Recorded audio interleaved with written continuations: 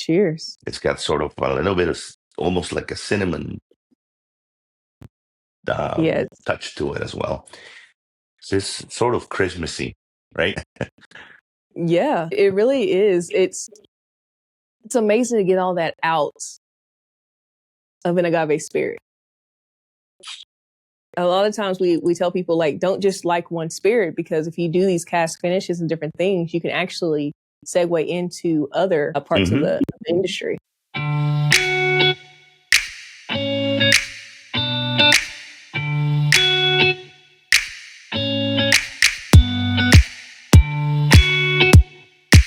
So tell me a little bit about your Blanco. What's the difference between the Silvestre and the Blanco?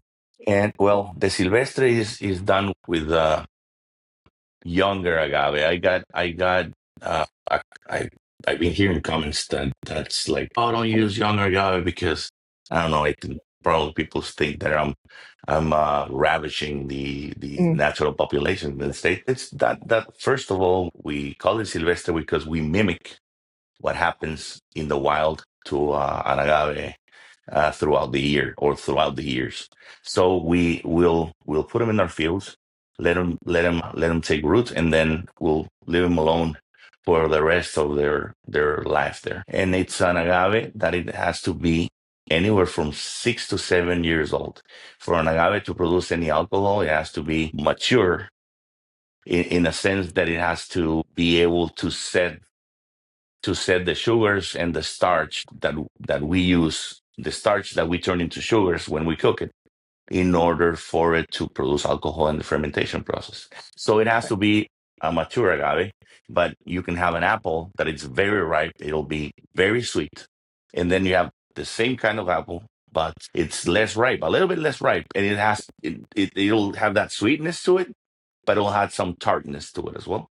So I play around with that a lot.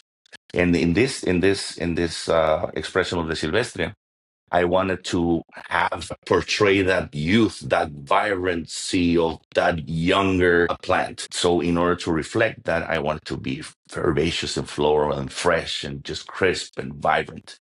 And I think I'm almost there with the tweaking of the recipe. I think I'm like 85% there. I still do experiment a little bit and see if I can make it a little bit more interesting every time. As with everything, some things work, some things don't. So it's most of the time it's back to the drawing board. I got to the point that it's a lot tougher to make improvements, but I'm still working at it. And in the Blanco, I don't want to get lost in the conversation here. The Blanco is done with fully mature agaves. So those are going to be anywhere from 8 to 12 years old.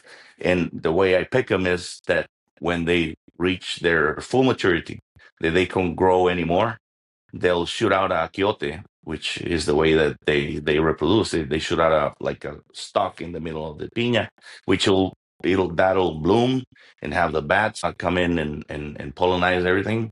And then that's where the seed pods are gonna appear and then mature. And then when they pop open, all those little seeds, they sort of they work sort of like a glider because they'll float in the air and glide far away. That's the whole reproductive cycle. I chop that stalk off before it blooms and everything, because once it grows enough, all the energy that is stored in a way of sugars and starch in the piña is gonna be consumed. So I want to save that. So I chop the stalk off and then let it sit still in the ground in the environment for about 8 to 9 months. So all the rest of the feed that the plant is getting is going to be stored as a starch. So it doesn't have anywhere to go. It doesn't produce any flowers or anything. So the piñas grow fat. And then when you cook them and when those piñas roast, they smell almost like honey. It's very rich and sweet. That smell is very fantastic. You can see a lot of bees coming in, and they feed off of that when we're working and everything. It's just gorgeous. So this one So does that's the main difference. Pardon? It gives some floral notes. Oh yeah, definitely. Yeah. That's a very particular characteristic of the agave that we use, of the Angustifolia pacifica. That's in those floral notes, and also notice that it has like a sweet hue behind the whole thing. Yes. It's like a sweet vibe behind the scenes there that harmonizes everything, and then that helps to accentuate some caramel toasty notes that that one has as well, and they play along well with the smoke, with the mesquite smoke that it's infused in there during the roasting process. Yeah, that was delicious as well. Tell us about your process. How traditional is it? It's it's very traditional in the sense that the steps are done exactly the same. I use machinery in some parts of the process where usually there's people that are loading and unloading the roasting pits by hand. I use a crane there, a crate. So, and the reason for that is it's that's in order to save on fuel. We run the fire pits with mesquite wood. We grow our own mesquites, and we have our mesquite grows at the ranch, and we put in like 15, something like 15. No, I'm going to correct myself. 1,500 to 2,000 trees per year Wow. in the grows that we increment, and we don't chop the trees down. We prune them because there are also mesquites here are a source of feed for wildlife and also livestock. So it's always good to have mesquite trees around here. But I'm gonna go back and tell you the process. The process begins with the hema when we harvest the agave in the fields, um, and then we choose the field where we're gonna harvest, and then the guys that do the harvesting know which agaves are already mature enough. They test them for bricks, for sugar contents and stuff. If it's mature enough, they'll they'll hand pick that one and then harvest it, and then take it to the distillery. We'll weigh them. It's like a cooking recipe. You have to weigh your ingredients. So we weigh the agave, and then we put them into the fire pits, and we also weigh the amount of firewood we're gonna use for each pit. And so they'll roast for the better part of a week. So it's around 5 days that they roast underground very slowly, and then we'll take them out with the crane. As that's the non-traditional part. Then instead of using people to unload the oven, I'll have a crane lift the whole crate out and then load one in, and that's in order to save in wood. So I don't want to be just brutal with burning wood. So it's a very conscientious process in that sense. And so after we roast the agaves for 5 days, we'll take them to the milling process. So I do a two-stage milling process. I do sort of cut the piña into smaller pieces first with an electrical motor, and then I have a taona with a cantera stone that goes round and round and round in order to crush the agave, and how the agave fibers sort of look like this. They're embedded like this. So when the stone comes around, exerts a downward force, but it's also turning like this. So it'll exert downward force, and then it'll separate the fibers like this. And what happens there is that the yeast has a lot more room to go in there and work and consume all those sugars and turn them into alcohols. And that's the whole point of having a taona. And also, you don't have something spinning and at high RPM and producing heat. Heat is it's an energy. So that energy um, it'll change the molecular structure of the sugars that we have, and it changes the flavor. It changes the outcome of the types of alcohols that are produced in in the fermentation process. So I'm very nerdy and just Yeah, I love it. like to get into the details of this because I've been finding out different, like very small details, and then they change very little things. But when you change enough details, it'll amount to something great. that it's a very different experience that you have. So I've been working on those details for several years now, and I really enjoyed the outcome. It So is, yes. and after that, so we'll ferment it because I get lost. Sorry. We No, ferment it for you're 3 days, and then we use natural yeast cultures that we keep, and then it's fermented for 3 days, and then goes to the distilling process, and is again it's distilled twice, but in different stills.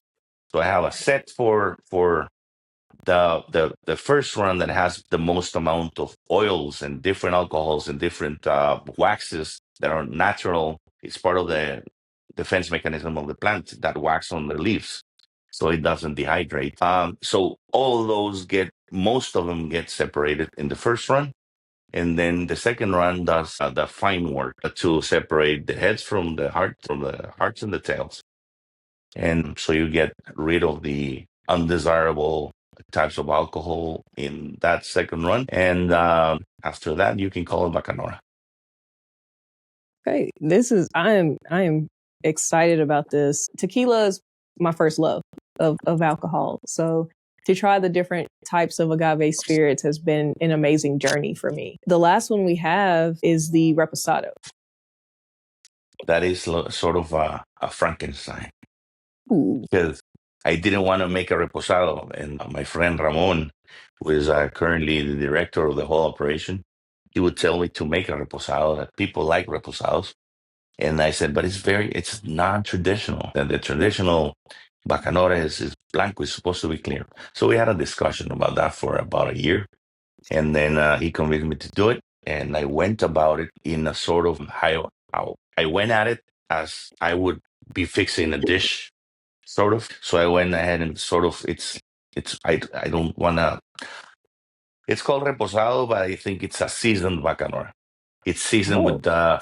with uh, bourbon barrels, and then Carrier and rum barrels, and then barrels that had wine in Baja California here. So there's in Baja, the one of the particularities, although the wine has a little salinity to it. So so all of that sort of seasoned that Bacanora and plays around well with it. And it has all those aspects conjugated into one sip, that it's like very surprise. To me, it's still a surprise every time I sip it. I discover the what I did, and I'm mesmerized by it. Yeah, on the nose, I get a lot of that, And bourbon, that that's the vanilla. Oh, that ripple. is beautiful. Yeah, it's vanilla. It's sort of those vanilla caramelized notes Mhm. from the charring of the barrel, and also has that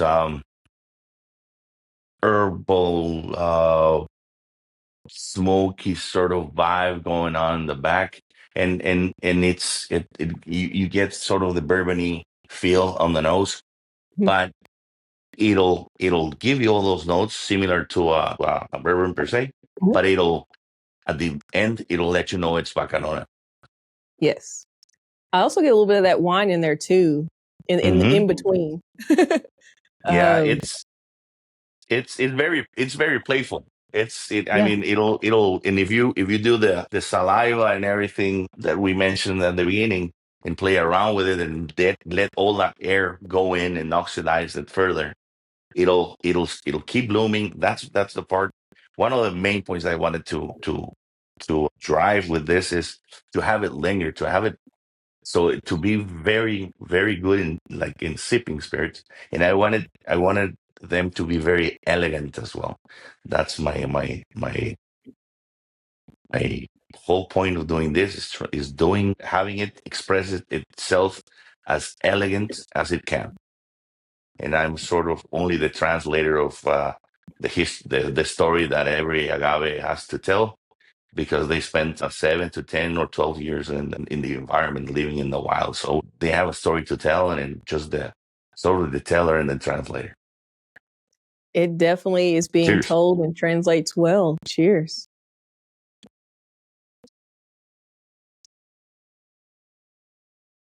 It's got sort of a little bit of almost like a cinnamon Yes. touch to it as well. So it's sort of Christmassy, right? Yeah, it really is. It's amazing to get all that out of an agave spirit. A lot of times we tell people, like, don't just like one spirit, because if you do these cast finishes and different things, you can actually segue into other parts of the industry. Yes. So if you like, if you like gin, we always call that Christmas in a glass. So, this could be a segue. In the Silvestre, one person one time told me that he almost drank as a gin. And then from there on, I have a friend that has produced amazing martinis with it. Okay.